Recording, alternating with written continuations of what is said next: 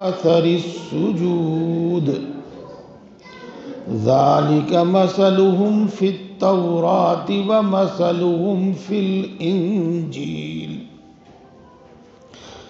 كزرع أخرج شطأه فآزره فاستغلظ فاستوى على سوقه يعجب الزراع ليغيظ بهم الكفار وعد الله الذين آمنوا وعملوا الصالحات منهم مغفرة وأجرا عظيما صدق اللہ العظیم۔ دوستوں اور بزرگوں اور عزیز طلبہ، اس زمانے کے حالات ہم اپنی آنکھوں سے دیکھ رہے ہیں۔ کچھ بتانے اور کچھ سمجھانے کی ضرورت نہیں ہے۔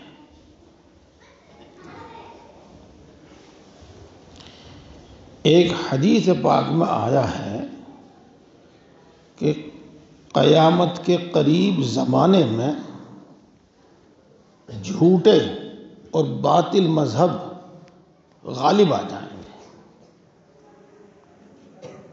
جھوٹے اور باطل مذہب کا غلبہ ہو جائے گا۔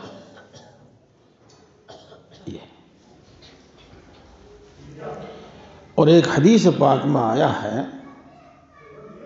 کہ قیامت کے قریب زمانے میں آدمی صبح کو مسلمان ہوگا تو شام کو کافر ہو جائے گا، اور شام کو مسلمان ہوگا تو صبح کو کافر ہو جائے گا،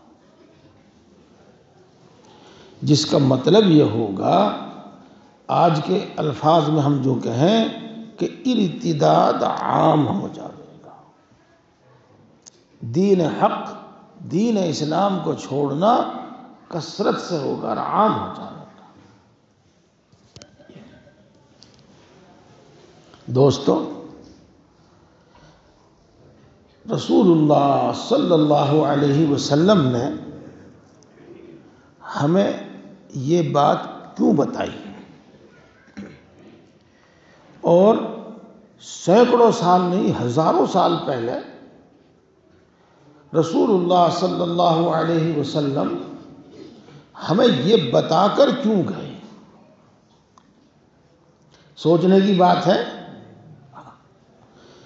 اس لیے بتا کر گئے تاکہ ہم اس خطرناک زمانے میں اپنے ایمان کی فکر کریں اور اپنے ایمان کی حفاظت کریں۔ رسول اللہ صلی اللہ علیہ وسلم ہم کو سینکڑوں سال پہلے یہ بات اس لیے بتا کر گئے کہ اس زمانے میں جس زمانے میں اس قسم کے خطرات محسوس ہوں، ہم اپنے ایمان کی حفاظت کریں، ہم اپنے ایمان کی فکر کریں، اور اپنے اندر اتنا حوصلہ رکھیں، اپنے اندر اتنا قربانی کا جذبہ رکھیں کہ کچھ ہو جائے لیکن ایمان نہ جائے۔ کچھ ہو جائے لیکن ایمان نہ جائے۔ جی، اس لیے بتا کر گئے۔ اللہ رب العزت نے ہمیں سبق دینے کے واسطے، ہمیں نصیحت کرنے کے واسطے ایسے قصے پہلی امتوں کے قرآن پاک میں بیان فرمائے ہیں۔ دیکھو، اس وقت تو ان کو تفصیل سے نہیں بتایا جا سکتا، لیکن میں اس حد تک آپ کے سامنے بتا دوں گا جس سے آپ کچھ اپنا پہلا سنا ہوا یاد کر لیں گے اور کچھ میرے بتانے سے آپ کو معلوم ہو جائے گا۔ قرآن پاک میں سورہ کہف ہے، سورہ کہف، جی سورہ کہف ہے، اس میں اصحاب کہف کا قصہ بیان کیا گیا ہے۔ اصحاب کہف کا قصہ بیان کیا گیا ہے۔ اصحاب کہف کا کیا مطلب ہے؟ کہف کا کیا مطلب ہے؟ کہف کے معنی آتے ہیں پہاڑ کی غار، پہاڑ کی کھو، پہاڑ کے اندر کا کھلا حصہ، اس کو کہتے ہیں کہف۔ اور اصحاب کہف کہتے ہیں غار والے، غار میں رہنے والے۔ ام حسبت ان اصحاب الکہف والرقیم، یہ اصحاب کہف، ان کا قصہ یہ ہے قرآن پاک میں جو بیان کیا گیا ہے کہ جب انہوں نے اپنی بستی میں یہ حالات دیکھے کہ ہم ایمان پر قائم نہیں رہ سکتے، تو یہ بستی میں سے سب کچھ چھوڑ کر جنگل میں چلے گئے اور ایک پہاڑ کی غار میں جا کر رہنے لگے، اپنے ایمان کی حفاظت کے واسطے۔ یہ اصحاب الکہف، یہ سب کچھ چھوڑے۔ حدیث پاک میں آیا ہے، وہ زمانہ اگرچہ نہیں آیا لیکن اس سے آپ اندازہ لگا سکتے ہیں کہ جن کو ایمان کی قدر ہے اور جن کو ایمان کی فکر ہے وہ کیا کیا قربانی دیں گے، وہ کیا کیا قربانی دیں گے۔ ایک تو یہ سن لیا آپ نے، سب کچھ چھوڑ کے جنگل میں چلے گئے، غار میں چلے گئے، وہاں رہے۔ ان پر اللہ نے نیند مسلط کر دی، 300 سال کے بعد پھر ان کو اٹھایا۔ اور ایک حدیث پاک میں آتا ہے کہ ایک زمانہ ایسا ہوگا کہ آدمی اپنے ایمان کی حفاظت کے واسطے بستی آبادی کو چھوڑ کر چند بکریاں لے کر جنگل میں پہاڑوں میں چلا جائے گا۔ بس میں یہ بتانا چاہتا ہوں کہ حدیث میں، قرآن پاک میں یہ بتایا گیا ہے کہ ایمان کی حفاظت کرنی ہے اور ہر قربانی دینی ہے، یہ مطلب۔ اور ابھی حالات کتنے بھی نازک ہوں لیکن وہ زمانہ نہیں آیا، اس کے باوجود خطرات سے خالی نہیں ہے، تو ہمیں اپنے ایمان کو مضبوط بنانا چاہیے، ہمیں اپنے ایمان کو بڑا مضبوط، بڑا پختہ کرنا چاہیے۔ کتنا پختہ کرنا چاہیے؟ کتنا پختہ کرنا چاہیے؟ ایک حدیث پاک میں آیا ہے کہ آگ میں جلنا تو گوارا ہو لیکن ایمان سے دستبردار ہونا گوارا نہ ہو۔ جی، ایمان سے دستبردار ہونا گوارا نہ ہو، اتنا مضبوط ہونا چاہیے۔ اللہ نے بھی قرآن پاک میں یہ قصہ بیان فرمایا ہے، وَالسَّمَاءِ ذَاتِ الْبُرُوجِ وَالْيَوْمِ الْمَوْعُودِ وَشَاهِدٍ وَمَشْهُودٍ قُتِلَ أَصْحَابُ الْأُخْدُودِ النَّارِ، اصحاب الأخدود النار، اس میں ایسے لوگوں کا قصہ بیان کیا گیا ہے جن کے سامنے آگ کی خندق تھی، ایک بہت بڑا گہرا گڈھا جس میں آگ بھر دی گئی، اور ان کو یہ کہا گیا یا تو اللہ کی توحید چھوڑ دو اور یا اس آگ میں جلنے کے لیے تیار ہو جاؤ۔ اللہ نے ان کا قصہ بیان کیا کہ وہ آگ میں جلنے کے لیے تیار ہو گئے، آگ میں جلے لیکن ایمان نہیں چھوڑا۔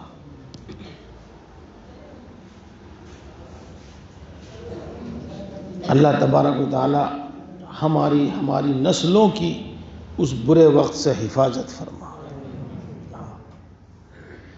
بد نصیب لوگ آج بھی ذرا سے کسی نفع کی امید میں کیا کیا کر رہے ہیں، کیا کیا بول رہے ہیں، کیا کیا کہہ رہے ہیں۔ میرے دوستو، جب اللہ فرما رہے ہیں، اللہ کے رسول صلی اللہ علیہ وسلم فرما رہے ہیں، اس دنیا میں حالات تو سب طرح کے آئیں گے، لیکن ہمیں سب کا مقابلہ کرنے کے لیے تیار رہنا۔ تو اب آپ سمجھو، اللہ تبارک و تعالی قرآن پاک میں ارشاد فرماتے ہیں، جو آیت شریفہ میں نے آپ کے سامنے پڑھی، محمد رسول اللہ، محمد اللہ کے رسول ہیں۔ محمد اللہ کے رسول ہے، یہ ہمارے ایمان کا جز ہے، اور جب تک انسان لا الہ الا اللہ کے ساتھ محمد الرسول اللہ نہ کہے، وہ مومن نہیں مانا جائے گا، مسلمان نہیں مانا جائے گا۔ تو ہمارے ایمان کا جز ہے محمد الرسول اللہ۔ ہمیں اللہ کے ساتھ اللہ کے رسول محمد صلی اللہ علیہ وسلم کی رسالت کا یقین کرنا ہے، ان کو رسول ماننا ہے۔ دیکھو دوستو، دستاویزی ثبوت موجود ہیں، دستاویزی ثبوت موجود ہیں اس دنیا میں آج بھی کہ محمد اللہ کے رسول ہیں، محمد اللہ کے رسول ہیں۔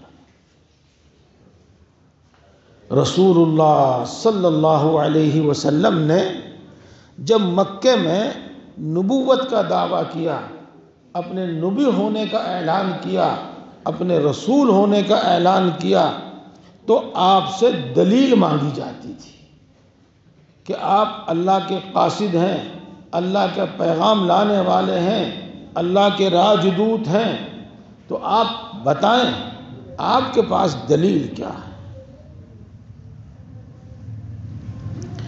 میرے دوستو، رسول اللہ صلی اللہ علیہ وسلم کے رسول ہونے پر دلیلیں تو بہت ہیں۔ میں نے جو آپ کے سامنے عرض کیا کہ دستاویزی ثبوت، دستاویز کا مطلب تو آپ سمجھتے ہیں نا، جو عدالت میں پیش کی جاتی ہے اپنے دعوے کو ثابت کرنے کے واسطے، دستاویزی ثبوت۔ تو دیکھو، رسول اللہ صلی اللہ علیہ وسلم ایمان کی دعوت کے واسطے میدان عرفات میں حاجیوں کے پاس جاتے تھے، مزدلفہ میں حاجیوں کے پاس جاتے تھے، چونکہ زمانہ اسلام سے پہلے بھی حج ہوا کرتا تھا۔ تو جب آپ اسلام کی دعوت دے رہے تھے، جب آپ ایمان کی دعوت دے رہے تھے، جب آپ اپنے رسول ہونے کا اقرار ان سے کرا رہے تھے، تو وہاں کے لوگوں نے دلیل مانگی آپ سے کہ دلیل دو اپنے رسول ہونے کی۔ رسول اللہ صلی اللہ علیہ وسلم نے ارشاد فرمایا، بتاؤ تم کیا دلیل لینا چاہتے ہو، کیا ثبوت لینا چاہتے ہو؟ تو انہوں نے آپس میں مشورہ کیا۔ وہ مکے والے اور قریش مکہ کوئی پاگل لوگ نہیں تھے، انتہائی عقل مند، انتہائی ہوشیار آدمی تھے۔ انہوں نے مشورہ کیا اور مشورے میں یہ طے پایا کہ محمد کو یہ کہو کہ یہ آسمان پر جو چاند چمک رہا ہے اس کے 2 ٹکڑے کر دیں، اس کے 2 ٹکڑے کر دیں۔ انہوں نے یہ سوال کیوں کیا، یہ ثبوت کیوں مانگا انہوں نے؟ اس واسطے کہ ان کا یقین یہ تھا، ان کا عقیدہ یہ تھا کہ زمین پر رہتے ہوئے تو کوئی جادو کر سکتا ہے، لیکن آسمان میں، آسمان کے ستاروں پر جادو کا اثر نہیں ہو سکتا۔ تو چاند کے 2 ٹکڑے جب یہ کرے گا تو اس پر جادو کا اثر نہیں ہو سکتا، اور اگر اس نے ہماری آنکھوں پر کوئی اثر کر دیا جس سے ہمیں چاند 2 ٹکڑے نظر آیا، تو دور دراز سے آنے والے قافلے اور دور دراز رہنے والے قبیلے، ان کی نگاہ پر تو یہ جادو نہیں کر سکتا، اس پر تو کوئی اثر نہیں کر سکتا۔ ہم دور دراز سے آنے والے قافلوں سے پوچھیں گے، ہم دور دراز رہنے والے قبیلوں سے پوچھیں گے کہ تم نے چاند کے 2 ٹکڑے ہوتے ہوئے دیکھے کہ نہیں دیکھے؟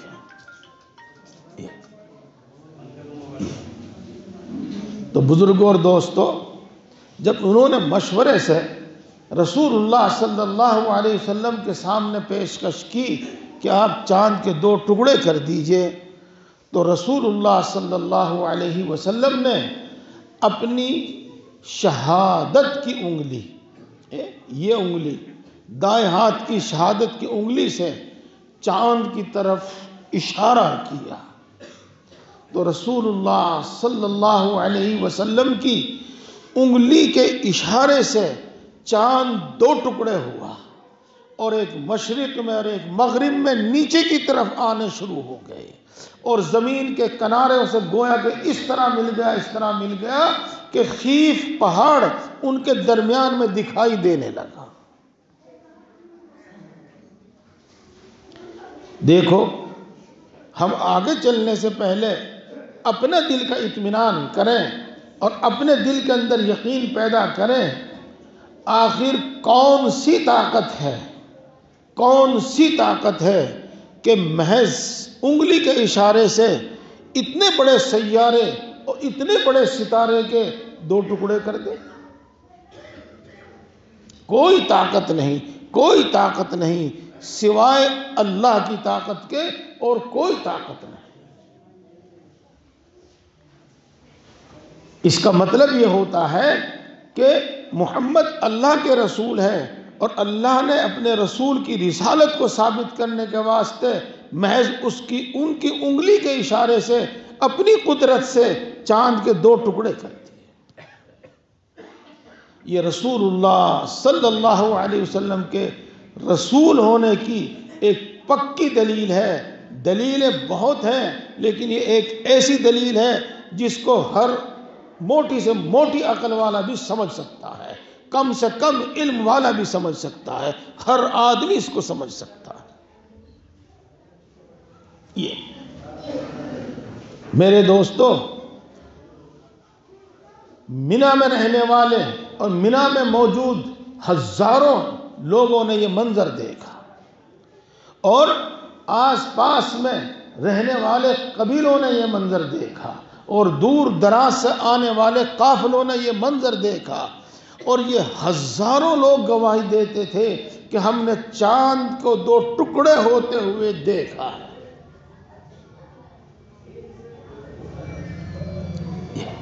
چاند کو 2 ٹکڑے ہوتے ہوئے ہم نے دیکھا۔ میرے بزرگوں اور دوستو، قرآن پاک میں بھی اس کا ذکر ہے۔ اقتربت الساعة وانشق القمر، یہ بزرگوں اور دوستو، تاریخ کی کتابوں میں لکھا ہے کہ کیرل، جس کو کسی زمانے میں مالا بار کہا جاتا تھا، آج اس کو کیرل کہا جاتا ہے، وہاں کا ایک راجا تھا۔ وہ اس وقت کسی بھی وجہ سے اپنے محل پر چڑھا ہوا تھا. رات کا وقت تھا، لوگ سوئے ہوئے تھے، اپنے کاموں میں مصروف تھے، اپنے کاموں میں مشغول تھے، لیکن وہ اپنے محل کی چھت پر چڑھا ہوا تھا. اس نے بھی چاند کے 2 ٹکڑے دیکھے، اور پھر اس نے صبح اپنے درباری لوگوں سے، وزیروں سے، علم والوں سے، آج کل کے زبان میں کہہ دوں اس زمانے کے فلاسفروں سے، سائنسدانوں سے پوچھا کہ یہ کیا معاملہ ہے، کیا چاند کے 2 ٹکڑے کیوں ہوئے ہیں؟ تو ان لوگوں نے بتایا کہ مکہ مکرمہ میں، عرب میں ایک شخص آیا ہے جو رسول ہونے کا دعویٰ کرتا ہے.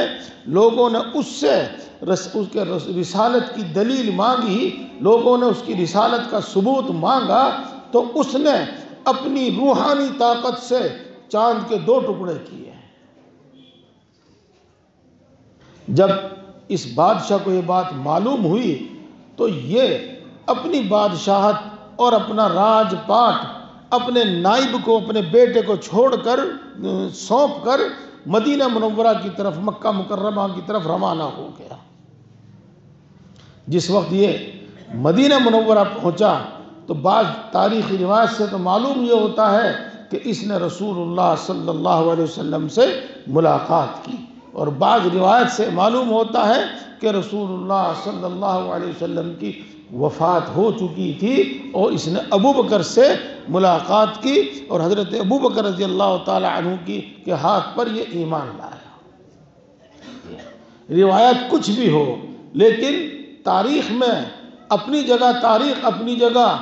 آج بھی اگر کوئی شخص یمن میں جاوے اور یمن لوگوں سے پوچھے کہ ہندی راجہ کی قبر کہاں ہے، ہندی راجہ کی قبر کہاں ہے، تو وہ آپ کو ہندی راجہ کی قبر کا پتہ بتائیں گے. یہ ہندی راجہ وہی ہے جو مدینے میں رسول اللہ صلی اللہ علیہ وسلم کے ہاتھ پر، یہ ابو بکر رضی اللہ تعالی عنہ کے ہاتھ پر ایمان لا کر واپس آتا ہوا یمن میں انتقال کیا. یمن میں اس کی قبر بنی، اور یمن والے اس کی قبر کو آج تک ہندی راجہ کی قبر کہتے ہیں.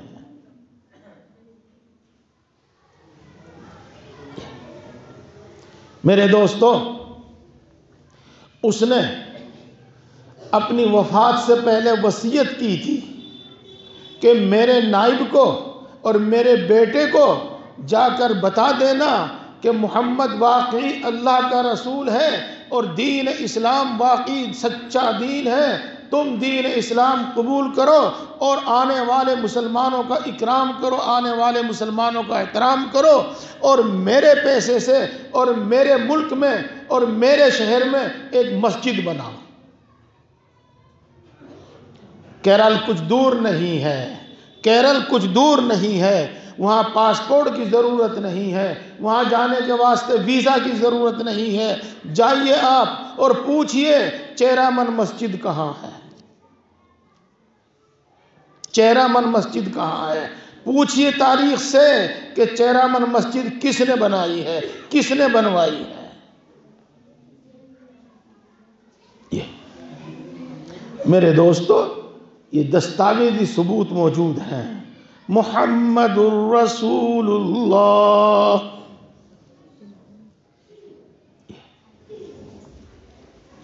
میرے دوستو، ہمیں کتابوں میں تو ایسے واقعات ملتے ہیں، ایسے واقعات ملتے ہیں، عقل حیران رہتی ہے. لیکن ہم اس لیے مانتے ہیں ہم ان کو کہ وہ پورے یقینی ثبوت کے ساتھ موجود ہیں، یقینی ثبوت کے ساتھ موجود ہیں. مثال کے طور پر آپ حدیث پاک سنتے رہتے ہیں، اور آپ نے کتابوں میں کہیں پڑھا بھی ہوگا صحیح حدیث، ضعیف حدیث، اس طرح کے کچھ الفاظ آپ نے پڑھے اور سنے ہوں گے. بس میں یوں کہہ دوں کہ اس واقعے کو بیان کرنے والے پکے سچے راوی موجود ہیں، پکے سچے راوی موجود ہیں جو یہ کہتے ہیں کہ ایسے ایسے واقعات رونما ہوتے تھے، ایسے ایسے واقع رونما ہوتے تھے جو اس بات کی پکی دلیل ہے کہ واقعی محمد اللہ کے رسول ہیں۔ رسول اللہ صلی اللہ علیہ وسلم ارشاد فرماتے ہیں کہ میں مکہ مکرمہ کے ایک درخت کو جانتا ہوں، میں نبوت سے پہلے بھی جب اس درخت کے پاس سے گزرتا تھا تو وہ درخت کہتا تھا السلام علیکہ یا رسول اللہ، السلام علیکہ یا محمد۔ یہ تاریخ ثبوت موجود ہے۔ دوستو، ایک حدیث پاک ہے، علماء جانتے ہیں کہ وہ حدیث متواتر ہے۔ حدیث متواتر کی مثال میں اس کو پیش کرتے ہیں۔ آپ کو میں نے سمجھانے پر میں قادر نہیں ہوں، بہت وقت اس کے سمجھانے میں لگے گا، یعنی یوں کہتا ہوں کہ وہ ایسا واقعہ ہے جس کو جھٹلایا نہیں جا سکتا۔ وہ کیا واقعہ ہے؟ رسول اللہ صلی اللہ علیہ وسلم جب مدینہ منورہ تشریف لے گئے تو آپ نے پہنچ کر سب سے پہلے مسجد بنائی، ایک مسجد جس کا نام مسجد قباء ہے۔ آپ حضرات حج کے لیے تشریف لے جاتے ہیں، آپ حضرات عمرے کے لیے تشریف لے جاتے ہیں تو زیارتوں میں مسجد قباء کی بھی زیارت ہوتی ہے۔ پھر آپ وہاں سے آگے بڑھے اور جس کو اس زمانے میں یثرب کہا جاتا تھا، اس زمانے میں مدینہ کہا جاتا ہے، وہاں تشریف لائے تو یہاں آ کر بھی ایک مسجد بنائی، اور اس مسجد کو آج تک ہم مسجد نبوی کے نام سے یاد کرتے ہیں۔ جب یہ مسجد نبوی رسول اللہ صلی اللہ علیہ وسلم نے بنائی تھی تو جس طرح یہ آپ نے ستون کھڑے ہوئے ہیں، پلر کھڑے کیے ہیں، اس زمانے میں بھی کھجور کے تنے سے اس طرح کے پلر بنائے گئے تھے اور پھر اوپر کھجور کے پتوں کی چھت ڈالی گئی تھی۔ جب تک رسول اللہ صلی اللہ علیہ وسلم کا منبر نہیں بنا تھا، اس وقت رسول اللہ صلی اللہ علیہ وسلم کھجور کے تنے سے کمر لگا کر کھڑے ہو کر خطبہ دیا کرتے تھے، تقریر کیا کرتے تھے۔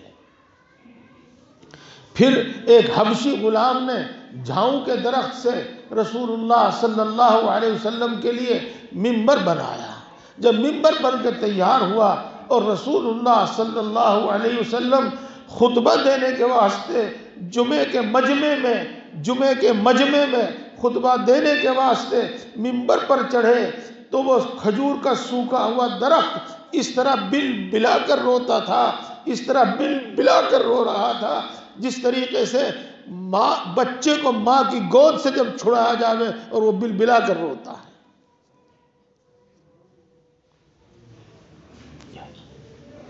دوستو، اس لیے میں کہہ رہا ہوں کہ رسول اللہ صلی اللہ علیہ وسلم کے اللہ کا رسول ہونے پر ہمارے پاس دستاویزی ثبوت موجود ہے اور وہ بالیقین اللہ کے رسول ہیں۔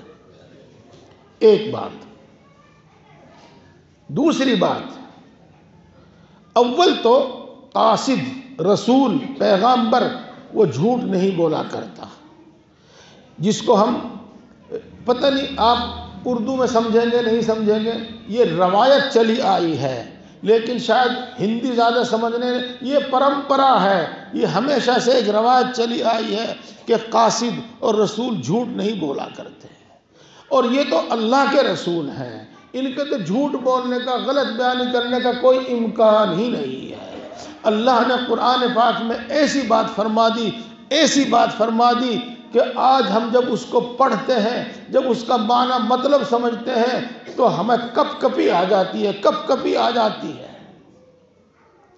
یوں فرماتے ہیں اللہ تبارک و تعالی سورہ حاقہ میں 29ویں پارے میں وَلَوْ تَقَوَّلَ عَلَيْنَا بَعْضَ الْأَقَاوِيلِ لَأَخَذْنَا مِنْهُ بِالْيَمِينِ ثُمَّ لَقَطَعْنَا مِنْهُ الْوَتِينَ فما منکم من احد عنہ حاجزین. یہ شخص جس کو ہم نے رسول بنا کر بھیجا ہے، اگر اس نے ہماری طرف سے کوئی جھوٹی بات تمہارے سامنے کہہ دی، جو بات ہم نے نہیں کہی اور وہ اس نے ہماری طرف نسبت کر کے کہہ دی، ہم پر جھوٹ بول دیا، وَلَوْ تَقَبَّلَ عَلَيْنَا کا ترجمہ صاف صاف سا ہو گیا کہ ہم پر جھوٹ بول دیا. تو اللہ فرماتے ہیں ہم اپنی پوری طاقت سے اس کی گردن پکڑ لیں گے اور ہم اپنے مضبوط ہاتھوں سے اس کی شاہ رگ کاٹ دیں گے، اور پھر کوئی بچانے والا نہیں ملے گا اس کو. دیکھو اللہ ارشاد فرماتے ہیں جس سے ہم اس بات کا یقین رکھتے ہیں، پورا یقین اس بات کا ہے کہ رسول اللہ صلی اللہ علیہ وسلم نے جو بھی کچھ فرمایا وہی فرمایا جو اللہ نے فرشتے کے ذریعے آپ کے پاس بھیجا. لہذا اب ہم یہ پورے یقین کے ساتھ کہتے ہیں اور دل کی گہرائیوں کے یقین کے ساتھ کہتے ہیں کہ ہمارا مذہب سچا مذہب ہے، ہمارا مذہب اللہ کا بھیجا ہوا مذہب ہے، اور ہماری کتاب قرآن اللہ کا کلام ہے، اللہ کی کتاب ہے، اور اس میں شک و شبہ کی کوئی گنجائش نہیں. میرے بزرگوں اور دوستوں، اس وقت میں نے چند باتیں آپ کے سامنے عرض کی، اور مقصد ان بات کا یہ ہے کہ آپ اس طرح کے سیرت پاک رسول اللہ صلی اللہ علیہ وسلم کے حالات اور سیرت پاک کے اس طرح کے واقعات بار بار پڑھیں تاکہ یہ ایمان اور یہ یقین ہمارے خون میں رچ بس جاوے، ہماری روح میں رچ بس جاوے. اگر کوئی ہم سے ایمان چھیننا چاہے تو ہماری روح نکلے گی، ایمان نہیں نکلے گا.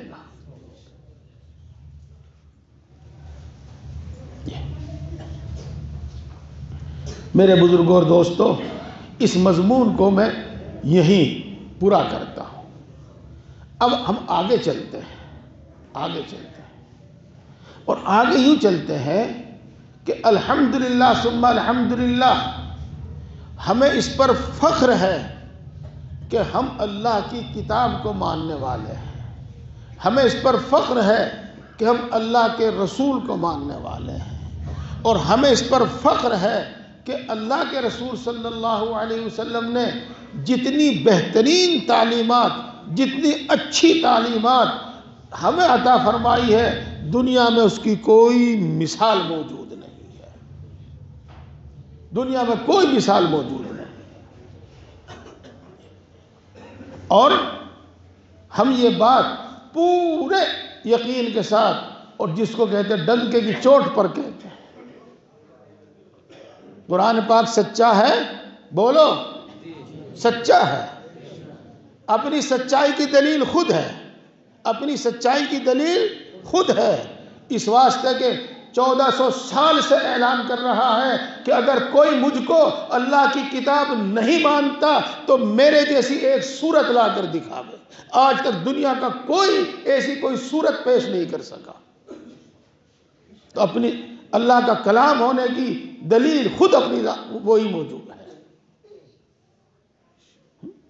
قرآن پاک کہتا ہے هو الذي بعث في الأميين رسولا منهم يتلو عليهم آياته ويزكيهم ويعلمهم الكتاب والحكمة وإن كانوا من قبل لفي ضلال مبين.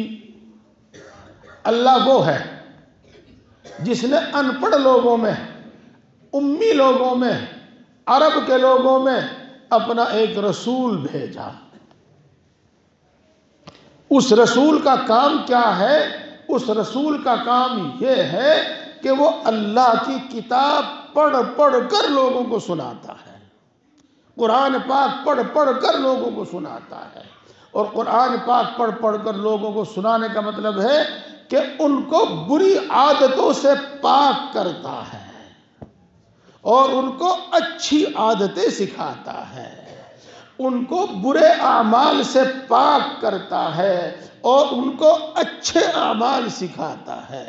اور ہماری شریعت، ہمارے رسول اللہ صلی اللہ علیہ وسلم کی سیرت اور مسلمانوں کی تاریخ اور مسلمانوں کی سیرت اور مسلمانوں کی کتابیں اس بات کی گواہ ہیں کہ الحمدللہ ثم الحمدللہ مسلمانوں کو جتنی اچھی سچی پاک تعلیمات دی گئی ہیں وہ اس کی مثال دنیا میں موجود نہیں ہے۔ جی، ایک چیز جس کا لوہا ساری دنیا مانتی ہے، جس کو ساری دنیا مانتی ہے، جس کے ہم اس نتیجے پر پہنچے ہیں کہ وہ اسلامی تاریخ سے متاثر ہیں، اسلامی تعلیم سے متاثر ہیں، کہ وہ بت پرست اور وہ مشرکین جو ہزاروں سالوں سے شرک اور بت پرستی میں مبتلا ہیں، آج اپنے آپ کو مشرک کہتے ہوئے یا مشرک کہلاتے ہوئے اپنی توہین محسوس کرتے ہیں، اور وہ باوجود شرک کے آج اپنے آپ کو موحد کہتے ہیں۔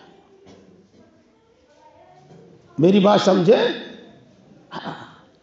اتنی بہترین اللہ کی شان میں اللہ کے متعلق اتنی اچھی بات فرمائی، اتنی اچھی بات فرمائی کہ دنیا کا ہر آدمی اس سے متاثر ہے، دنیا کی ہر قوم اس سے متاثر ہے، اور وہ یہ ہے کہ اللہ ایک ہے، عبادت کے لائق ایک ہے، مانگنے کے لائق ایک ہے، مرادیں مانگنے کے واسطے صرف ایک ہی ہے، سجدہ کرنے کے واسطے صرف ایک ہے، پیشانی رگڑنے کے واسطے صرف ایک ہے۔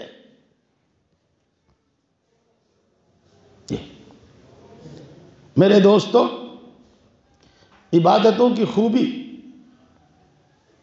جن عبادتوں کا اللہ نے ہمیں حکم دیا ہے ان کی خوبی دیکھو، ہم میں ہر درجے کے لوگ ہیں، کم سمجھ بھی، نا سمجھ بھی، اعلیٰ درجے کی سمجھ والے بھی، تو ہمیں تو یہ حکم دیا گیا ہے کہ تمہاری بات سمجھ میں آوے جب اور سمجھ میں نہ آوے جب تم تو اسے قبول کر لو، ایمان لے آؤ، رفتہ رفتہ کوشش کرو گے تو تمہاری بھی سمجھ میں آ جائے گی۔ لیکن وہ لوگ جو سرچ کر رہے ہیں، تحقیق کر رہے ہیں، سرچ کر رہے ہیں، وہ اسلام کی تمام عبادتوں کا لوہا مانتے ہیں، چاہے وہ نماز ہو، چاہے روزہ ہو، چاہے زکوٰۃ ہو، چاہے حج ہو، ہر ایک کا لوہا مانتے ہیں۔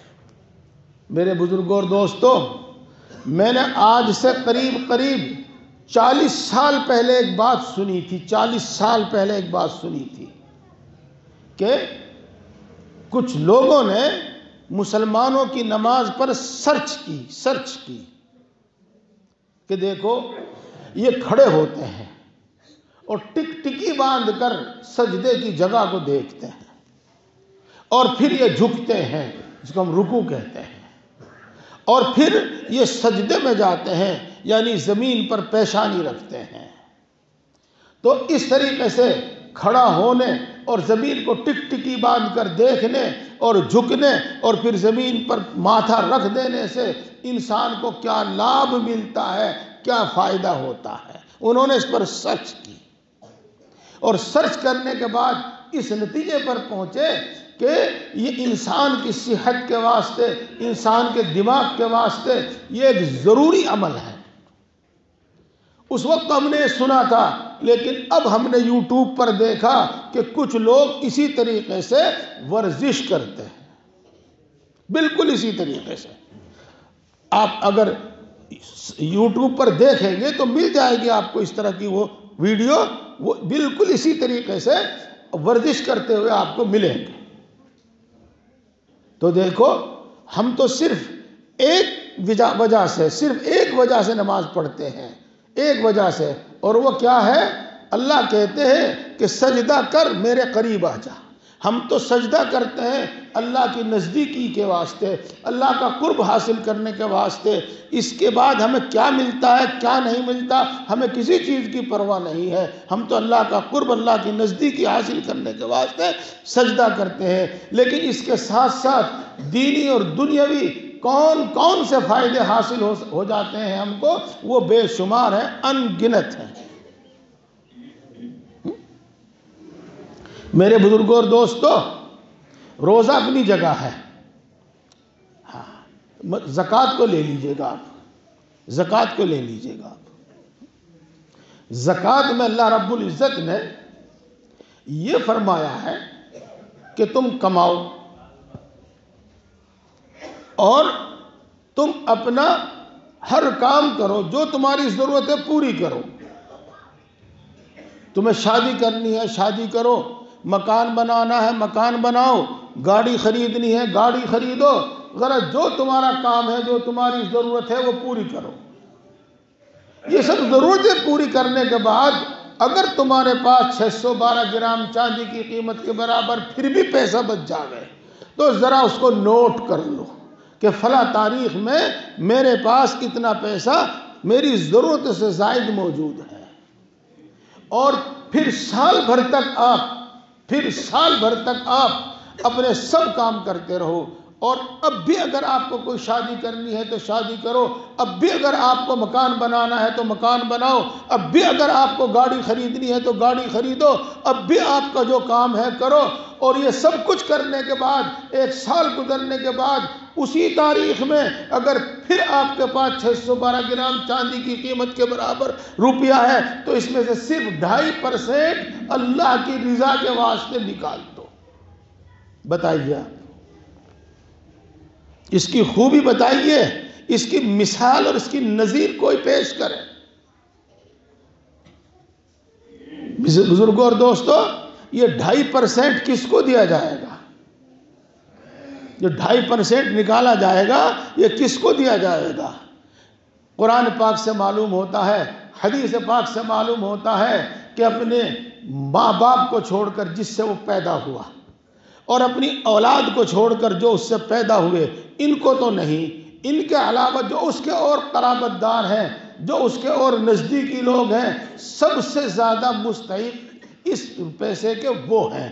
اگر وہ زکوٰۃ کے مستحق ہو تو سب سے پہلے ان کو دیا جائے۔ اب ایک شخص زکوٰۃ نکالتا ہے لیکن اس سے وہ اپنی بہن کی ضرورت پوری کرتا ہے اور اللہ کی طرف سے انعام پاتا ہے، اس سے وہ اپنے بھائی کی ضرورت پوری کرتا ہے اور اللہ کی طرف سے انعام پاتا ہے، اس سے وہ کسی اور قرابت دار کی ضرورت پوری کرتا ہے، اللہ کی طرف سے ثواب پاتا ہے، اس سے وہ اپنے پڑوسی کی ضرورت پوری کرتا ہے، اللہ کی طرف سے ثواب پاتا ہے، اس سے وہ کسی بھوکے کو کھانا کھلاتا ہے، کسی ننگے کو کپڑا پہناتا ہے تو اللہ کی طرف سے ثواب پاتا ہے۔ جی، اللہ اکبر اللہ اکبر، یہ تعلیم ہے ہمارے آقا کی، ہمارے مذہب کی، یہ تعلیم ہے۔ میرے بزرگوں اور دوستو، یہ عبادت کا میں نے کچھ نمونہ آپ کو بتایا۔ اب آ جائیے آپ، سب سے پہلے جو ہمارا لین دین ہے، ہماری تجارت ہے، ہمارا معاملہ جس کو کہتے ہیں تجارت اور لین دین۔ آپ نے کبھی مفتی صاحب سے پوچھا ہوگا کہ میں نے فلاں چیز اس طرح خریدی، میں فلاں چیز اس طرح خریدنا چاہتا ہوں، جائز ہے کہ نہیں؟ یعنی کوئی خریدنا شریعت کے مطابق ہوتا ہے، جائز ہوتا ہے، اور کوئی خریدنا شریعت کے خلاف اور ناجائز ہوتا ہے۔ اتنی بات آپ کو معلوم ہوگی۔ میرے دوستو، میں آپ کو بہت ہی مختصر اور آسان لفظوں میں یہ بتانا چاہتا ہوں کہ کون سی خرید و فروخت اسلام کی نظر میں جائز ہے اور کون سی خرید و فروخت اسلام کی نظر میں ناجائز ہے۔ سمجھیے بات کو، اور آپ سمجھ رہے ہیں، اسی لیے ماشاءاللہ توجہ سے سن رہے ہیں۔ بیچنے اور خریدنے کے واسطے اللہ نے اللہ کے رسول نے، ہمارے دین نے، دین اسلام نے یہ اصول متعین کیا ہے کہ جب کوئی کسی سے کوئی چیز خریدے، نمبر 1 کسی قسم کی زور زبردستی نہ ہو، نمبر 2 کسی قسم کی کوئی دھوکے بازی نہ ہو، نمبر 2 کسی قسم کی کوئی ایسی جہالت اور گول مول بات نہ ہو جس سے بعد میں جھگڑا ہو۔ جب عموماً یہ 3 شرطیں پوری ہو جاتی ہیں تب بے جائز ہوتی ہے، اور اس کو رسول اللہ صلی اللہ علیہ وسلم ارشاد فرماتے ہیں لا یحل مال امرئ الا بطیب نفسہ، کسی انسان کا مال تمہارے واسطے حلال نہیں سوائے اس مال کے جو وہ اپنی دلی خوشی سے تمہیں دے دے، چاہے وہ بیچ کر دے دے، چاہے وہ اپنی دلی خوشی سے ہبہ کے ذریعے آپ کو دے دے۔ بہرحال بے کے اندر، خریدنے بیچنے کے اندر کسی قسم کا دھوکہ نہ ہو، کسی قسم کی جہالت نہ ہو، کسی قسم کی زور زبردستی نہ ہو۔ دیکھیے آپ سارے مسائل انہی بات کے ارد گرد گھومتے ہیں۔ اب آ جائیے آپ ہمارے معاشرت، ہمارا رہن سہن، ہمارے رہن سہن کے لیے اللہ کے رسول صلی اللہ علیہ وسلم نے جو ہمیں تعلیم دی ہے، اللہ اکبر اللہ اکبر، قربان جائیے۔ کیا فرمایا؟ المسلم من سلم المسلمون من لسانہ ویدہ، مسلمان وہ ہے جس کی زبان سے اور جس کے ہاتھ سے کسی کو تکلیف نہ پہنچے، اپنی زبان اس طرح استعمال کرے، اپنا ہاتھ اس طرح استعمال کرے، یعنی اس طرح زندگی گزارے، اپنے گھر میں اس طرح رہے، اپنے پڑوسیوں کے ساتھ اس طرح رہے، اپنے دوستوں کے ساتھ اس طرح رہے، جس سے بھی اس کا سفر میں حضر میں جہاں واسطہ پڑے اس طرح رہے کہ اس کی ذات سے کسی کو تکلیف نہ پہنچے۔ جی دیکھو یہ ہے وہ سنہری تعلیمات جو ہمارا مذہب ہم کو سکھاتا ہے، ہمارا نبی ہم کو سکھاتا ہے۔ یہاں پر ایک اشکال کسی کے ذہن میں آ جاوے، ایک اعتراض کسی کے ذہن میں آ جاوے تو میں اس کو دور کرنا چاہتا ہوں۔ کیا مسلمان کو یہ حکم ہے اور مسلمانوں کے لیے یہ تعلیم ہے کہ صرف مسلمانوں کو تکلیف سے بچاویں اور غیر مسلموں کو تکلیف سے نہ بچاویں؟ یعنی غیر مسلمانوں کے ساتھ تو ایسا برتاؤ کریں جس سے کسی کو تکلیف نہ پہنچے، اور غیر مسلموں کے ساتھ کچھ بھی کریں؟ نہیں، ایسا نہیں ہے۔ دیکھو دوستو، بات کو سمجھنا چاہیے، چونکہ مسلمان کا 24 گھنٹے کا واسطہ مسلمان سے پڑتا ہے اکثر و بیشتر۔ اب اگر اس کے ہاتھ سے تکلیف پہنچے گی تو اس کے آس پاس رہنے والوں کو پہنچے گی، یعنی مسلمان کو پہنچے گی۔ اس کی زبان سے تکلیف پہنچے گی تو اس کے آس پاس رہنے والوں کو پہنچے گی، یعنی مسلمان کو پہنچے گی۔ اس لیے یہ فرمایا گیا ہے، ورنہ دوسری حدیث پاک میں آیا ہے المؤمن من آمنہ الناس، مومن وہ ہے کہ تمام انسان اس کی تکلیف سے محفوظ ہو۔ اب یہ بات بالکل حدیث، یہ بھی جو دوسری حدیث میں نے پڑھی یہ بھی بخاری شریف کی حدیث ہے، اس سے بات سامنے آ گئی کہ صرف مسلمانوں کو اپنی تکلیف سے نہیں بچانا، بلکہ ہر اس طرح رہنا ہے کہ اس کی ذات سے کسی انسان کو تکلیف نہ پہنچے، اس کی ذات سے کسی انسان کو تکلیف نہ پہنچے، اس کی ذات سے کسی جانور کو تکلیف نہ پہنچے۔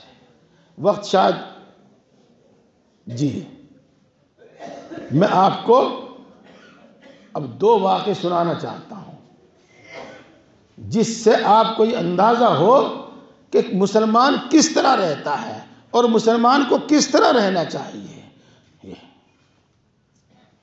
میرے شیخ حضرت مولانا مسیح اللہ خان صاحب جلال آبادی نور اللہ مرقدہ، جی ہاں، ایک دن رات میں دیر تک کام کرتے ہوئے، جو بھی ان کا کام تھا دیر تک کام کرتے ہوئے بہت دیر میں آرام کے کمرے میں گئے، سونے کے کمرے میں گئے۔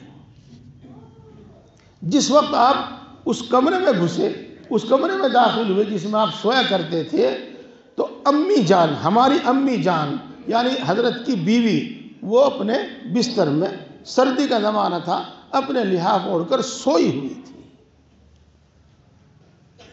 اور جو دوسری چارپائی تھی اس پر لحاف لپٹا ہوا، طے کیا ہوا رکھا تھا، اس لحاف کے اوپر بلی بیٹھی ہوئی تھی جی۔ تو حضرت اپنی وہ چادر جو اوڑھا کرتے تھے اسی کو اوڑھ کر اور دیوار سے سہارا لگا کر اسی طرح ساری رات بیٹھے رہے، نہ امی جان کو اٹھایا، نہ امی جان کو جگایا، اور نہ ہی بلی کو اس بستر سے اٹھایا جی۔ یہ ہے وہ مسلمان جو اللہ کے رسول صلی اللہ علیہ وسلم کی تعلیمات پر عمل کرتے ہیں کہ مسلمان تو مسلمان، انسان تو انسان، کسی جانور کو بھی تکلیف نہیں پہنچاتے، ستاتے نہیں ہیں۔ یہ ایک دوسرا واقعہ اور وہ ہمیں بہت کچھ سمجھاوے گا، بہت کچھ سمجھاوے گا۔ آپ سب حضرات بار بار سنتے رہتے ہیں حضرت مولانا اشرف علی صاحب تھانوی نور اللہ مرقدہ کا واقعہ، کیا نامی تو حضرت جب مرض الوفات میں مبتلا تھے، اس بیماری میں مبتلا تھے جس میں وفات ہوئی ہے، اور وہ دستوں کی بیماری تھی۔ اب آپ یہ سمجھیے کہ بڑھاپا، اور بڑھاپے کے ساتھ ساتھ دست، کتنی کمزوری آ گئی ہوگی، اور جب واقعہ سنیں گے آپ تو آپ کو معلوم ہو جائے گا کہ کتنی کمزوری آ گئی ہوگی۔ ابھی تو بیت الخلاء میں فلیش میں وہیں ٹونٹی لگی ہوئی ہے، اور وہیں لوٹا رکھا ہوا ہے، اور کیا سہولتیں موجود ہیں۔ یہ وہ زمانہ تھا جب گھر میں نل بھی نہیں ہوتا تھا، گھڑوں میں پانی رکھا رہتا تھا، اور لوٹے میں پانی لے کر بیت الخلاء میں جایا کرتے تھے۔ تو رات کو جب آپ کو بیت الخلاء جانے کی ضرورت پیش آئی تو جہاں سے پانی لینا تھا اور جہاں لوٹا رکھا ہوا تھا وہاں سے لوٹے میں پانی لے کر بیت الخلاء گئے۔ جب بیت الخلاء سے فارغ ہو کر استنجا وغیرہ کر کے لوٹا لے کر آ رہے تھے تو چکر آ گیا اور بے ہوش ہو کر زمین پر گر گئے۔ جب ہوش آیا تو اٹھے اور اٹھ کر جا کے چارپائی پر لیٹ گئے۔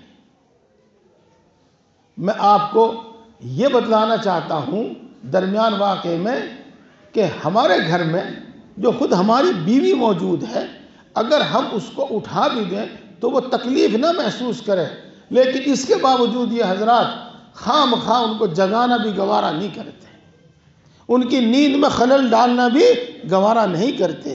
اور یہ رسول اللہ صلی اللہ علیہ وسلم کی سنت ہے، یہ رسول اللہ صلی اللہ علیہ وسلم کی سنت ہے، یہ پیارے آقا کی سنت ہے۔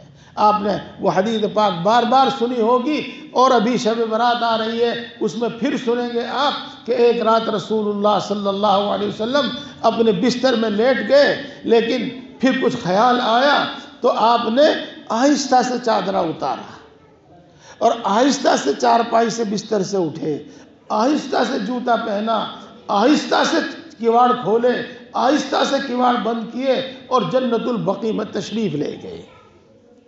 یہ آہستہ سے چادر اتارنا تاکہ عائشہ کی نیند میں خلل نہ ہو، آہستہ سے جوتا پہننا تاکہ عائشہ کی نیند میں خلل نہ ہو، آہستہ سے دروازہ بند کھولنا عائشہ کی نیند میں خلل نہ ہو، آہستہ سے دروازہ بند کرنا عائشہ کی نیند میں خلل نہ ہو۔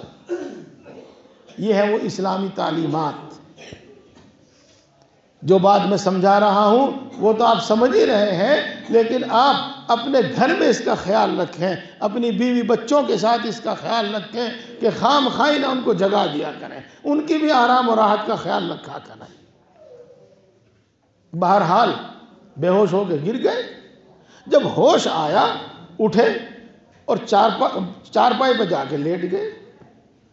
لیٹنے کے بعد یاد آیا کہ صحن میں آنگن میں صحن میں جہاں میں گرا تھا وہاں لوٹا بھی گر گیا تھا اور لوٹا وہیں صحن میں پڑا ہوا ہے۔ اب خیال آیا کہ کوئی چلا اور اس کو لوٹے میں ٹھوکر لگ کر وہ گر گیا تو تکلیف ہوگی، اور صبح کو کوئی اٹھے گا اور اس کو بیت الخلا جانے کا تقاضا ہوگا اور وہ لوٹے میں پانی لے کر بیت الخلا جانا چاہے گا تو جس جگہ لوٹا رکھا رہتا ہے وہاں لوٹا نہ پا کر اس کو تلاش میں تکلیف ہوگی۔ اور آپ جانتے ہیں جب پیشاب کا تقاضا زیادہ ہو، جب پاخانے کا تقاضا زیادہ ہو تو ایک ایک سیکنڈ بھاری ہو جاتا ہے۔ تو آپ اسی حالت میں چارپائی سے اٹھے اور وہاں سے صحن میں سے لوٹا اٹھایا اور جہاں لوٹا رکھنے کی جگہ تھی وہاں پر لوٹا رکھا۔ یہ ہے اسلام کی تعلیمات۔ میرے بزرگوں اور دوستو، کوئی تعلیم لے لو، کوئی تعلیم لے لو، رسول اللہ صلی اللہ علیہ وسلم نے ارشاد فرمایا ہے من تواضع للہ رفعہ اللہ، جو آدمی عاجزی سے رہے گا، انکساری سے رہے گا، چھوٹا بن کر رہے گا، اللہ تبارک و تعالیٰ اس کو بلند مرتبہ عطا فرمائیں گے۔ بس وقت میں اس سے زیادہ گنجائش نہیں میرے دوستو، اس لیے میں اپنی بات کو یہی ختم کر رہا ہوں، اور اتنی بات سے بھی آپ وہ سب کچھ سمجھ گئے ہوں گے جو میں آپ کو سمجھانا چاہتا تھا کہ ایمان اور اسلام ہمارے رگ و ریشے میں اس طرح رچ بس جاوے کہ ہماری روح کے ساتھ ہی ہمارے اندر سے ایمان نکلے۔ میرے بزرگوں اور دوستو، یہ بات تو پوری ہو گئی، میں یہ ختم کر دیتا، دعا کرا دیتا، لیکن میرے سامنے کچھ اور باتیں ہیں، میں وہ باتیں آپ تک پہنچانا چاہتا ہوں، وہ بھی بہت ضروری ہیں۔ کیا ضروری ہے؟ بھائیوں اور دوستوں، یہ دنیا مشقت کا گھر ہے، دار المحن کہتے ہیں اس کو، مشقت کا گھر ہے، اور اس دنیا میں اللہ تبارک و تعالیٰ نے راحت بھی رکھی اور تکلیف بھی رکھی، جنت کا نمونہ بھی رکھا اور جہنم کا نمونہ بھی رکھا۔ جی چلو، اگر یہ دونوں چیز نہ ہوتی تو اس کو جنت کی نعمتیں سن کر کوئی مزہ نہ آتا، تو اس کو جہنم کی تکلیفیں سن کر کوئی ڈر نہ ہوتا، لیکن جب یہ دنیا میں تکلیف بھی جھیلتا ہے تو جہنم کا عذاب سن کر اس کو ڈر لگتا ہے، اور جب یہ دنیا میں راحت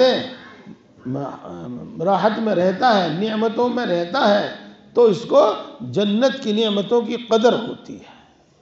جی ایک تو بات یہ ہے، اور دوسری بات یہ ہے کہ انسان کی کچھ فطرت اس طرح کی ہے، انسان کی فطرت کچھ اس طرح کی ہے کہ اگر یہ نعمت کے اندر ہو، خوشحالی ہو، عیش و آرام میں ہی ہو، تو یہ شیطان سے بھی بڑا شیطان بن جاوے، شیطان سے بھی بڑا شیطان بن جاوے۔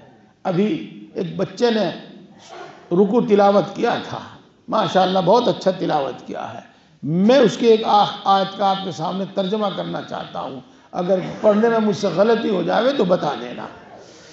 وَإِذَا أَنْعَمْنَا عَلَى الْإِنسَانِ أَعْرَضَ وَنَأَىٰ بِجَانِبِهِ، جب ہم انسان کو نعمتیں دیتے ہیں، خوشحالی دیتے ہیں، تو وہ ہم سے اعراض کرتا ہے اور ہم سے منہ پھیر کر نکلتا ہے۔ ترجمہ دیکھ لینا،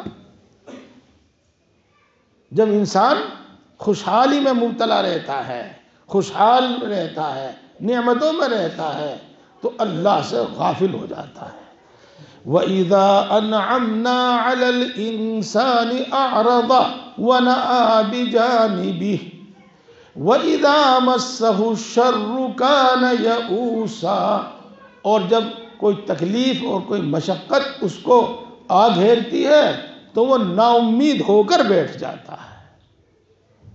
یہ انسان کی فطرت ہے، لیکن غلط ہے۔ اس میں اللہ کے رسول کی تعلیم یہ موجود ہے، کیا؟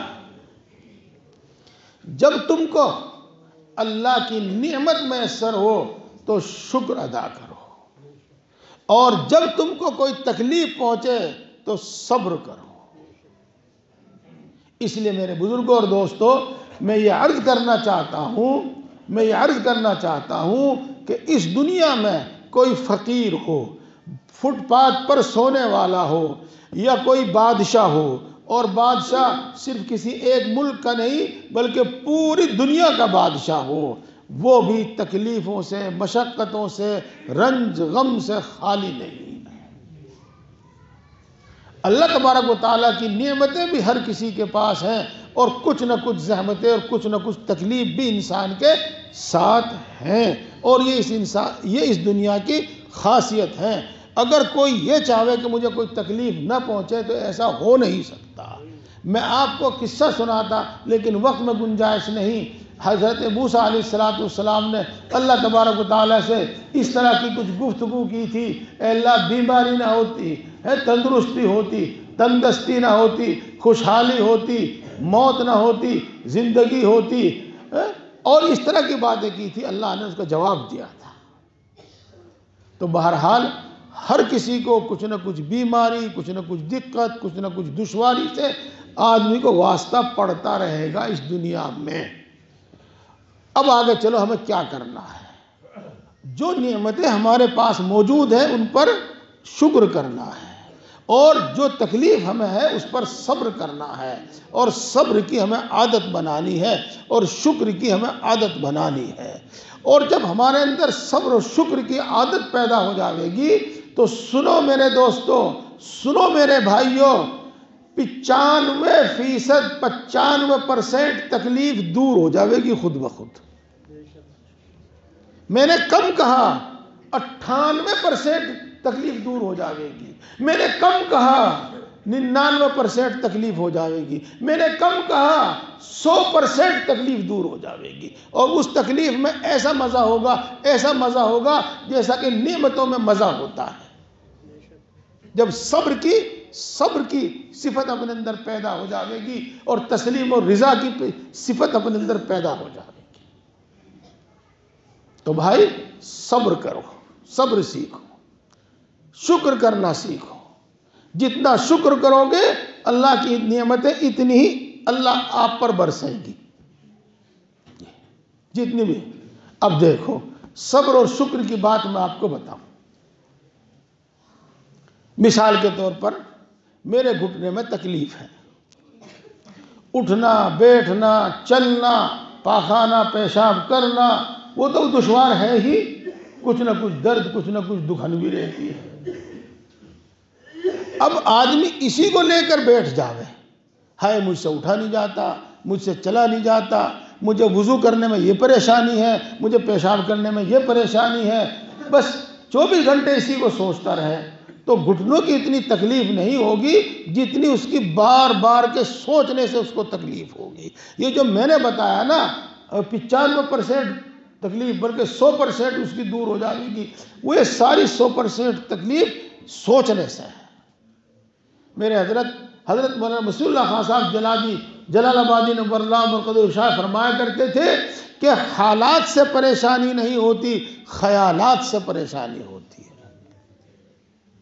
تو بھائی صبر کی عادت ڈالو۔ ہاں، کیا بتا رہا تھا میں؟ اس کو لے کر نہ بیٹھو۔ اللہ کا شکر ہے، اللہ کا احسان ہے، میرے دونوں ہاتھ درست ہیں، میں اپنے دونوں ہاتھوں سے کام کرتا ہوں۔ اللہ کا فضل ہے، اللہ کا احسان ہے، میری دونوں آنکھیں صحیح ہیں، میں اپنی دونوں آنکھوں سے دیکھتا ہوں۔ اللہ کا شکر ہے میرے دانت صحیح ہے، اللہ کا شکر ہے میرا ہاضمہ صحیح ہے، اللہ کا شکر ہے مجھے میٹھی نیند آتی ہے، اللہ کا شکر ہے مجھے دونوں وقت روٹی میسر ہے، اللہ کا شکر ہے مجھے دوائی میسر ہے، اللہ کا شکر ہے مجھے سردی گرمی کا کپڑا میسر ہے۔ تو میرے دوستو یہ صبر کی اور شکر کی بات میں نے آپ کو بتائی. تو یہ تو علاج آپ کو کرنا پڑے گا. جب تک صبر اور شکر کی عادت نہیں ہوگی بڑے دکھ میں رہیں گے، بڑی تکلیف میں رہیں گے. اب اس کے بعد آگے چلیے گا. صبر کا مطلب، شکر کا مطلب یہ نہیں ہوتا کہ آپ کچھ بھی نہ کریں، کچھ نہ کریں. نہیں، ایسا نہیں ہے. مثلاً آپ بیمار ہیں تو اپنی بیماری کے واسطے آپ جو دوا کر سکتے ہیں کریں، آپ جو پرہیز کر سکتے ہیں کریں، جو آپ ورزش کر سکتے ہیں ورزش کریں، جو آپ اچھی غذا کھا سکتے ہیں اچھی غذا کھاویں. آپ کو اجازت ہے، سب کچھ کریں.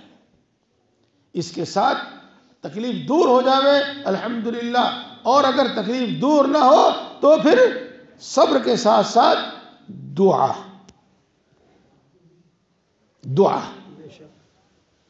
اور یہ تو ایک مثال میں نے آپ کو دی. تنگ دستی ہو تب سب تدبیریں کرو اور پھر دعا بھی کرو. بیماری ہو سب تدبیریں کرو اور دعا بھی کرو. دشمنوں نے گھیر لیا ہو جو جائز تدبیر آپ کر سکتے ہیں وہ کرو اور دعا بھی کرو. دعا کرو. اللہ تبارک و تعالی دعاؤں کے سبب کیا عطا فرماتا ہے. زبان بیان کرنے سے عاجز ہے. میرے دوستو بس میں یہ کہوں گا کہ آپ اللہ کے رسول کی بات پر یقین کر کے صبر اور شکر کے ساتھ دعا کرنا سیکھیں، دعا مانگنا سیکھیں، اور پھر دیکھیں کہ دعا کے بعد آدمی کتنا سکون اور اطمینان سے رہتا ہے اور اس کی ضرورتیں بھی الحمدللہ کس طرح پوری ہوتی ہیں. تو دعا اور دعا کے واسطے کوئی قید نہیں ہے، کوئی قید نہیں ہے. آپ اپنے گھر میں کام کر رہے ہیں تو کام کرتے کرتے دعا کر لیں. آپ اپنی دکان میں کام کر رہے ہیں، کام کرتے کرتے آپ دعا کریں. غرض جہاں بھی ہیں، جس حال میں بھی ہیں، اسی حال میں آپ اللہ تبارک و تعالیٰ سے عرض کر سکتے ہیں، اللہ تبارک و تعالیٰ سے گزارش کر سکتے ہیں. زور سے نہیں، آہستہ صحیح، آہستہ نہیں، زور سے صحیح. اللہ زور سے بولنے والی آواز کو بھی سنتا ہے اور آہستہ سے پکارو اس کو وہ جب بھی سنتا ہے. اذا سألك عبادی عنی فإنی قریب اجیب دعوت الداعی اذا دعانی. دعا کرو. خاص طور سے جب کبھی بیماری کا خیال آ کر آپ کا دل دکھے، جب کبھی قرضوں کا بوجھ آپ کی نگاہوں کے سامنے آوے اور آپ کا دل دکھے، جب کبھی تنگ دستی کی تکلیف آپ کے سامنے آوے اور آپ کا دل دکھے، یا کوئی آپ کو ستاوے آپ کا دل دکھے، اسی حال میں اس دکھے دل کی حالت میں اللہ سے گزارش کرو، اللہ سے دعا کرو.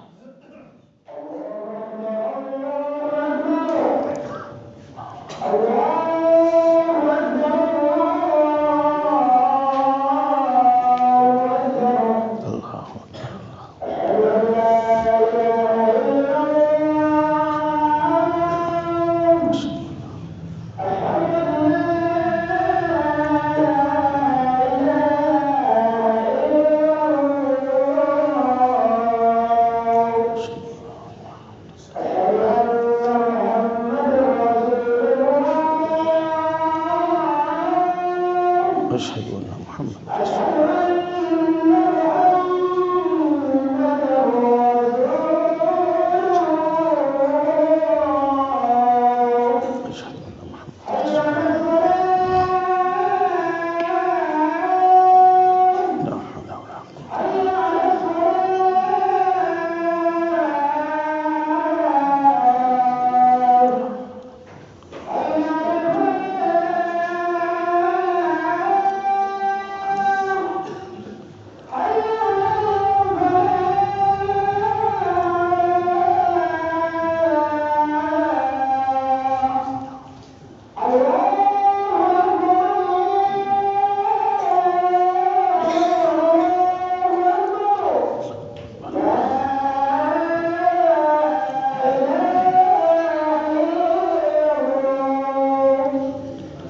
اللهم صل على محمد النبي الأمي وعلى آله وسلم تسليما.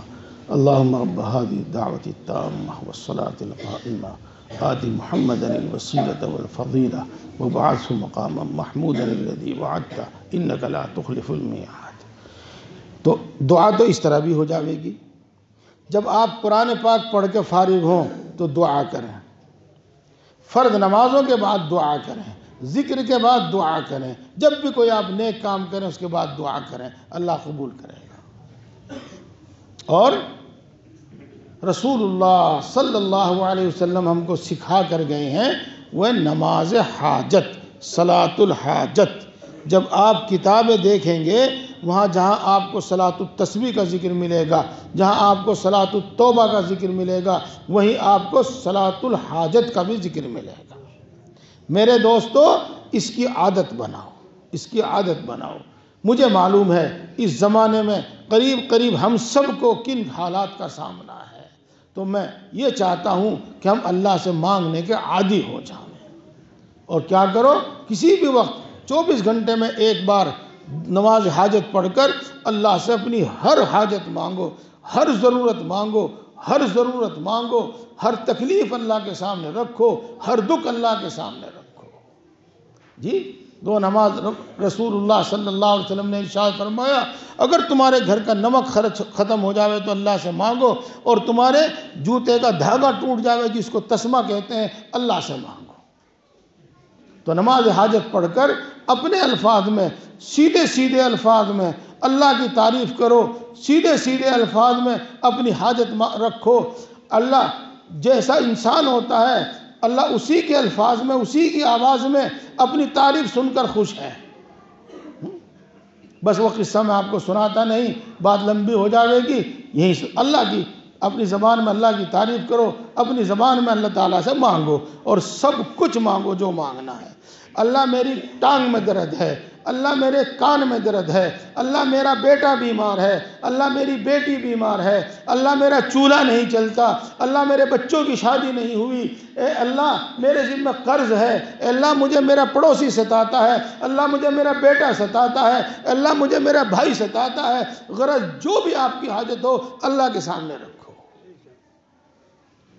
اور پھر دیکھو انشاءاللہ العزیز کیسی سکون اطمینان کی زندگی بسر ہوتی ہے۔ بہرحال میرے دوستو، دعا ایک ایسی چیز ہے کہ جس کو دعا کی توفیق ہوئی اس کو کامیابی ملی۔ جی، ایک بات تو میں آپ سے یہ عرض کرنا چاہتا ہوں، اور دوسری بات، میں آپ کے یہاں کے حالات سے تو واقف نہیں، لیکن اتنا جانتا ہوں کہ میں چاہے مہاراشٹر گیا ہوں، چاہے جموں کشمیر گیا ہوں، جھارکھنڈ گیا ہوں، بہار گیا ہوں، کلکتہ گیا ہوں، گجرات گیا ہوں، مہاراشٹر گیا ہوں، ہریانہ گیا ہوں، پنجاب گیا ہوں، راجستھان گیا ہوں، غرض جہاں بھی میں گیا میں نے عام مسلمانوں کو ایک پریشانی میں مبتلا دیکھا، اور ان کی باتیں سن سن کر میرا دل اتنا دکھتا ہے، اتنا دکھتا ہے کہ میں کس طریقے سے ان کی مشکل حل کر دوں اور کس طریقے سے ان کی پریشانی دور کر دوں۔ تو میرے دوستو، میں اسی طرح کی بات آپ سب کو بتاتا ہوں، سب کو بتاتا ہوں، اور خاص بات یہ ہے کہ جو میں بتا رہا ہوں یہ کسی وظیفے والے کا وظیفہ نہیں ہے، کسی عامل کا وظیفہ نہیں ہے، بلکہ یہ رسول اللہ صلی اللہ علیہ وسلم کی سنت ہے اور رسول اللہ صلی اللہ علیہ وسلم کی تعلیم ہے۔ وہ کیا؟ ہر نماز کے بعد جو سنتیں اور نفلیں ہیں ان سب سے فارغ ہو کر ایک مرتبہ پڑھو آیت الکرسی، ایک مرتبہ پڑھو قل هو اللہ احد، اور ایک مرتبہ پڑھو قل اعوذ برب الفلق، اور ایک مرتبہ پڑھو قل اعوذ برب الناس، اور اپنے ہاتھ پہ دم کر کے جہاں جہاں آپ کا ہاتھ جا سکتا ہے سب جگہ پھیر لو۔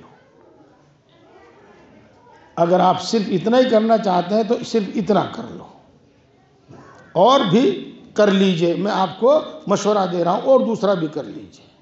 حضرت عائشہ رضی اللہ تعالی عنہ ارشاد فرماتی ہیں کہ جب تک رسول اللہ صلی اللہ علیہ وسلم یہ چیزیں نہیں پڑھ لیتے تھے سوتے نہیں تھے، جس کا مطلب یہ ہے کہ آپ سونے سے پہلے ہمیشہ یہ چیزیں پڑھا کرتے تھے۔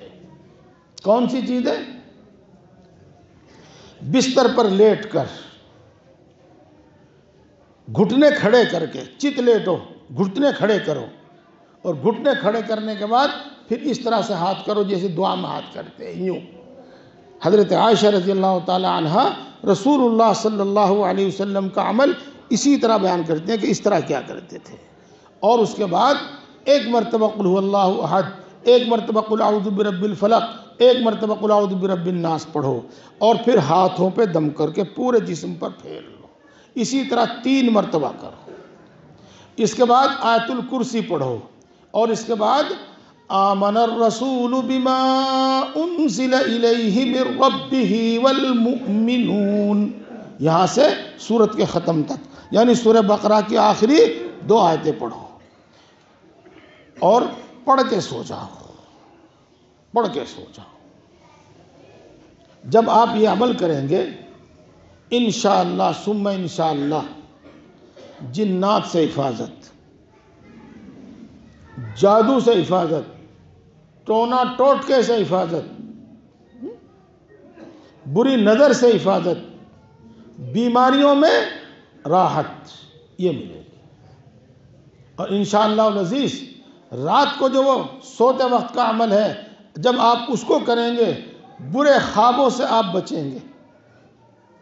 ان جو باتیں یہ بتائیں نا، جو فائدے، یہ فائدے اور ان کے ساتھ اکثر و بیشتر رات کو آفت اور حوادث نازل ہوتے ہیں، تو ان حوادث سے اور ان آفتوں سے حفاظت ہوگی۔ اور جب آپ یہ دونوں عمل کرنے لگیں جو سنت ہے، جیسے کہ میں نے آپ کو حدیث پاک سنائی، ہاں ایک حدیث پاک میں آتا ہے کہ جو شخص ہر نماز کے بعد آیت الکرسی پڑھے اس کے جنت میں داخل ہونے میں مرنے کی دیر ہے، وہ مرتے ہی جنت میں۔ اور ہر نماز کے بعد ایک ایک مرتبہ 3 سورتیں پڑھنا حدیث پاک میں آیا ہے۔